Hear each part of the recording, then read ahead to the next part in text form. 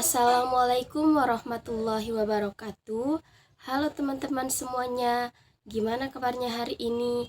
Perkenalkan, nama saya Depi Larasati dari program studi Pendidikan Biologi semester 4 dengan NIM Bio 221003. Pada kesempatan kali ini saya akan membahas dan mempresentasikan materi tentang organ daun, bunga, buah, dan biji. Sebelumnya saya berterima kasih banyak kepada Ibu Fitri Rahmawati, SPD MPD, selaku dosen struktur dan perkembangan tumbuhan 2. Baik, untuk mempersingkat waktu, langsung saja kita menuju ke pembahasan pertama, yaitu tentang organ daun. Nah, materi yang pertama yaitu ada organ daun. Daun atau folium yaitu organ yang terdapat pada batang, buku-buku atau nodus. Adapun fungsi dari daun yaitu satu, untuk pengolahan zat-zat makanan atau biasa yang disebut dengan fotosintesis. Yang kedua ada transpirasi atau penguapan. Yang ketiga ada respirasi atau pernafasan. Dan yang keempat yaitu reproduktif secara vegetatif. Adapun struktur daun ada dua, yaitu daun lengkap dan daun tidak lengkap. Daun lengkap ciri-cirinya mempunyai satu, upih atau pelepah atau vagina. Dua, mempunyai tangkai atau petiolus. Tiga, mempunyai helaian atau lamina. Contohnya seperti pisang, bambu, dan pinang. Sedangkan daun tidak lengkap ciri-cirinya yaitu apabila satu atau dua dari tiga bagian tersebut tidak ada. Namun ada beberapa kemungkinan yang terjadi pada daun tidak lengkap, yaitu satu, daun bertangkai terdiri atas tangkai dan helaian daun. Contohnya seperti daun nangka dan mangga. Yang kedua, daun berpelepah terdiri dari pelepah dan helaian daun. Contohnya seperti padi dan jagung. Yang ketiga, daun duduk yang hanya memiliki helaian daun saja. Contohnya seperti daun pandan, disebut daun memeluk batang. Dan yang kelima yaitu filodia, yaitu daun yang terdiri dari tangkai daun saja, disebut dengan semu. Contohnya seperti tanaman akasia. Nah, untuk materi yang kedua yaitu tentang organ bunga. Bunga adalah struktur reproduksi dari tumbuhan yang menghasilkan biji. Nah, biji-biji inilah tumbuhan dapat berkembang biak. Bunga terdiri dari beberapa atau berbagai bagian seperti kelopak atau sepal, mahkota atau petal, benang sari atau alat kelamin jantan atau biasa yang disebut dengan stamen, dan putik atau alat kelamin betina atau yang disebut dengan pistil. Setiap bagian ini memiliki peran dan fungsi yang khas dalam proses reproduksi tumbuhan berbunga. Fungsi bunga bagi tumbuhan adalah penyerbukan, pembentukan biji, melindungi organ reproduksi, dan menyediakan makanan. Adapun proses perkembangbiakan bunga adalah tahap-tahap yang terjadi dalam reproduksi tumbuhan bunga. Proses perkembangbiakan yang terjadi pada tumbuhan bunga dimulai dari satu, tumbuhan bunga melakukan reproduksi atau perkembangbiakan dengan cara membentuk sebuah biji. Yang kedua yaitu biji ini berasal dari pembentukan yang terjadi dari sel kelamin jantan dan sel kelamin betina. Sel kelamin jantan ini berupa serbuk sari dan sel kelamin betina yang berupa bakal buah.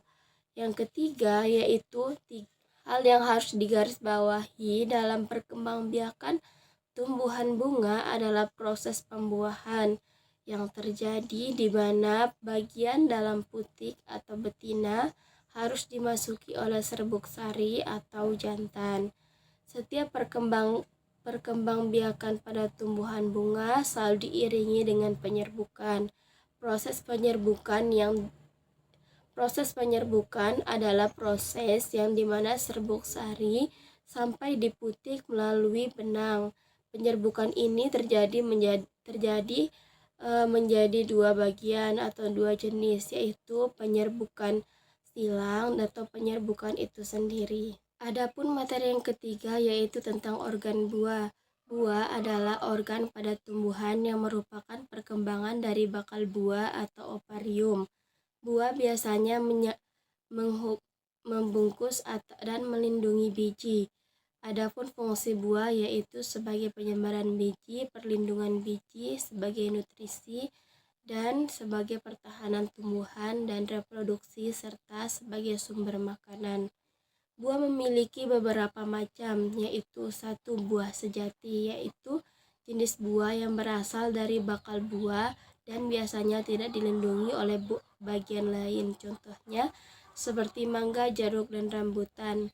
Yang kedua, buah sejati tunggal adalah buah yang berkembang dari satu ovarium tunggal bagian bunga yang menjadi buah setelah penyerbukan.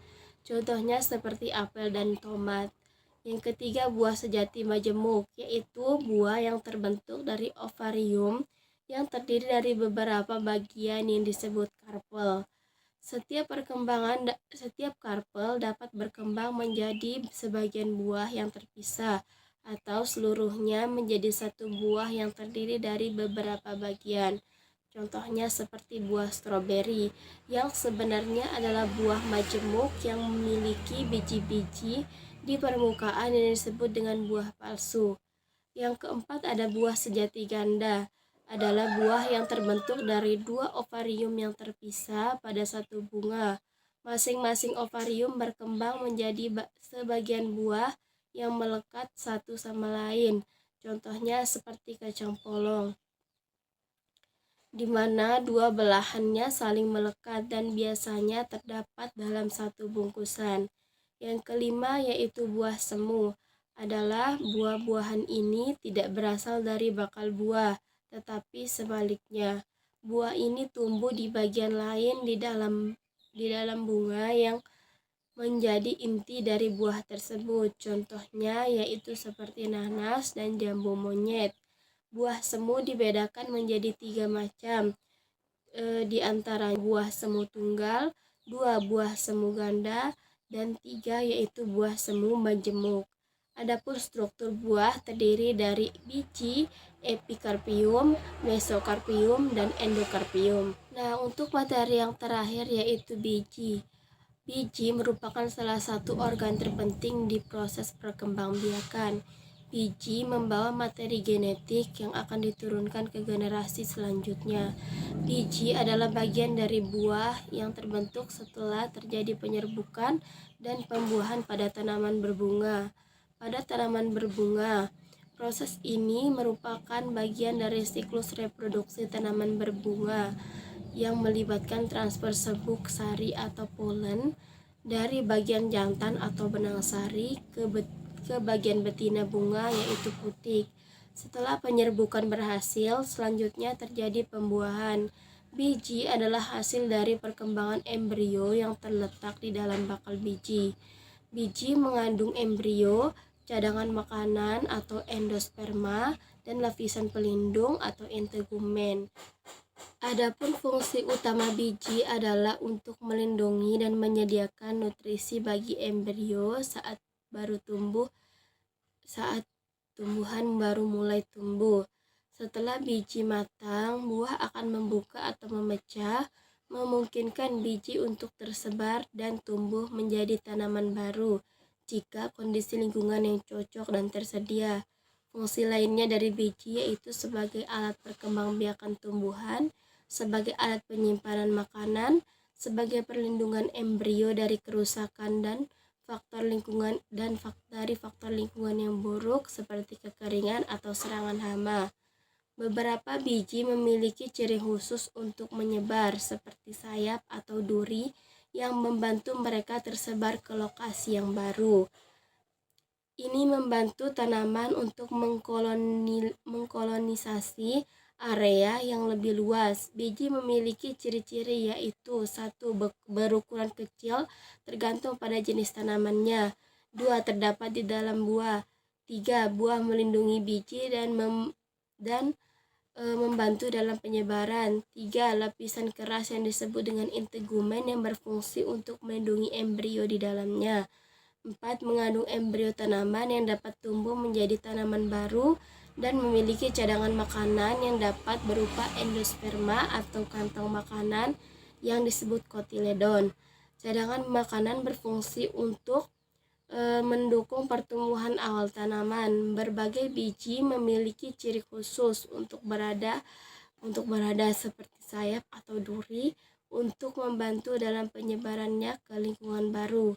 Jenis biji pada tumbuhan ada dua jenis, yaitu biji terbuka dan biji tertutup. Adapun bagian-bagian biji yaitu integumen, endosperma, kotiledon, hilum, pluma, mikrofil, dan akar embrio. Sekian pembahasan materi dari saya. Wabillahi taufik walhidayah. Wassalamualaikum warahmatullahi wabarakatuh.